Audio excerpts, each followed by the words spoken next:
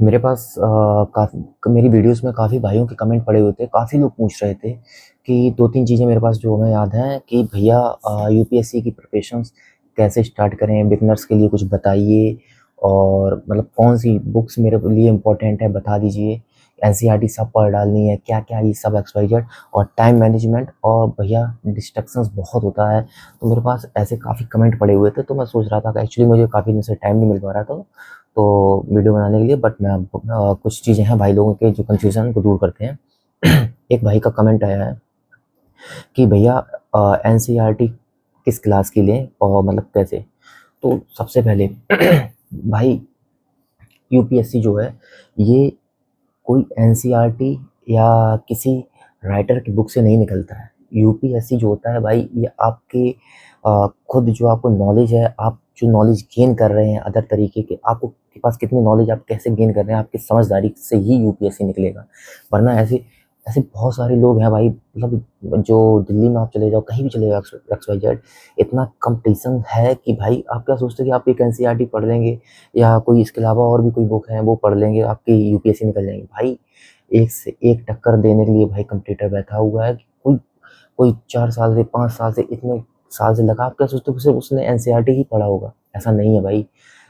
UPSC सिर्फ suppose ये महेश बर्डवाल की बुक है, आप ये सोचते हैं कि महेश बर्डवाल की एनसीईआरटी पढ़ ले रहे, इसके अलावा एक बुक और पढ़ ले रहे, मेरा यूपीएससी क्लियर हो जाएगा, ऐसा कुछ नहीं है भाई।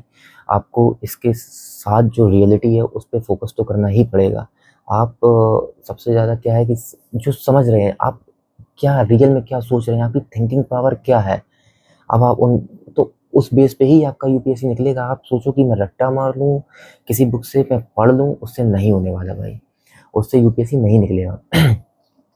और दूसरा क्वेश्चन ये था भाई कि भैया डिस्ट्रैक्शंस बहुत होता है, क्या करें?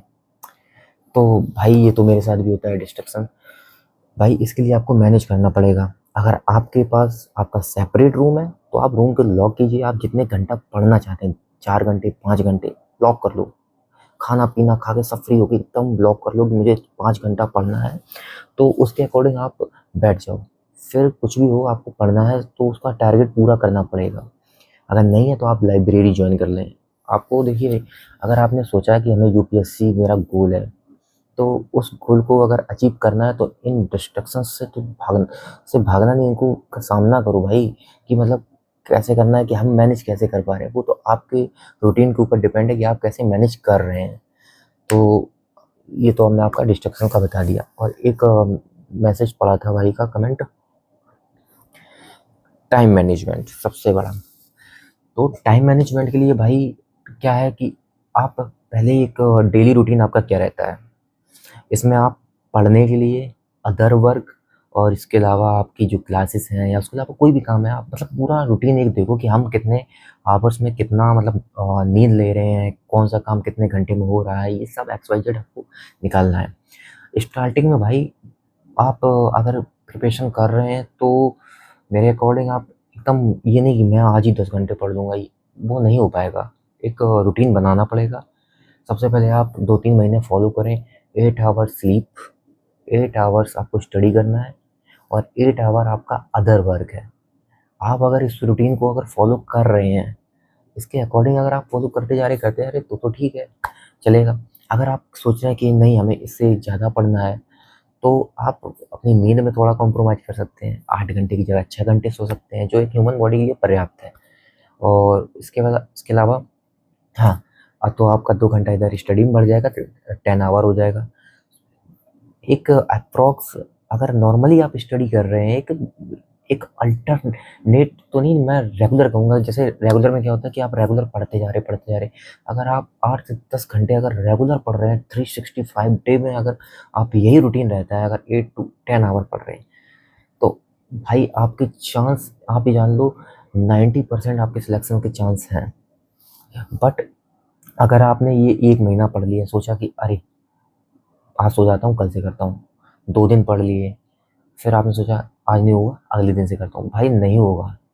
आपका रूटीन, आपका टारगेट क्या है, इसको आपको देखना पड़ेगा। जब आप एक टारगेट बनाइए, सपोज आपने सोचा कि हमको मेरा हिस्ट्री है, तो हिस्ट्री में आपने कोई 5 चैप्टर उठाए, आपने सोचा मुझे ये 5 चैप्टर कंप्लीट करके आज इतना सोना है, तो आप वो 5 चैप्टर कंप्लीट करें। कंप्लीट करने के बाद उसका आप कुछ टॉपिक्स बना लें, नोट्स बना लें। उसके बाद आपको नोट्स बनाने के बाद उनको एक बार देख लें, जिससे आपका माइंड में रिवीजन हो जाएगा।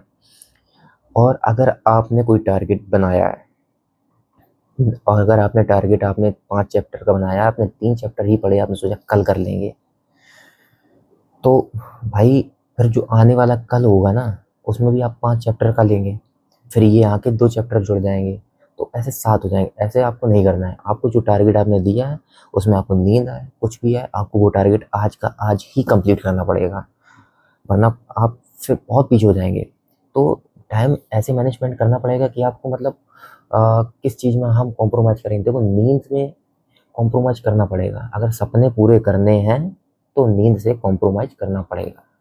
अगर नींद से कॉम्प्रोमाइज़ नहीं हो रहा है तो भाई सपने से कॉम्प्रोमाइज़ कर लो, तो यूपीएससी फिर नहीं है। दूसरा, भाई काफ़ी लोगों की कमेंट पड़ी थी मेरे पास कि भैया आपने कब से प्रिपरेशन स्टार्ट किया है? तो भाई मेरा भी ज़्यादा टाइम नहीं हुआ है, लास्ट 3 to 4 मंथ हुए हैं जब से मैंने स्टार्ट किया है। अप्रॉक्स नवंबर लास्ट से ही मैंने स्टार्ट किया है। और इससे पहले मैं यूपी पीसीएस आरओ एआरओ के लिए तैयारी कर रहा था, जिसमें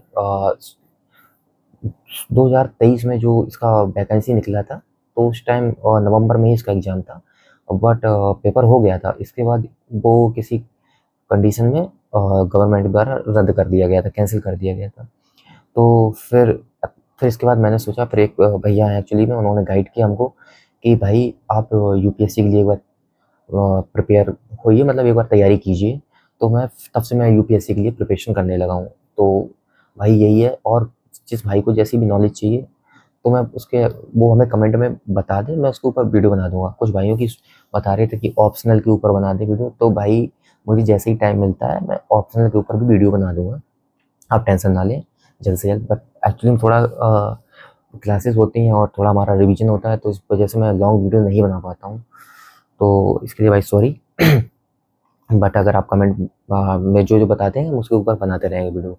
और भाई अगर किसी को जो भी नॉलेज चाहिए, जो भी हो हमसे बन पाएगा, मैं उसके पैसे हेल्प कर दूंगा भाई। और अगर आपको ये वीडियो मेरी अच्छी लगी तो भाई हो सके तो जितना हो सके शेयर करना। अगर अच्छा लगे तो लाइक करना, कमेंट करना भाई। Thank you.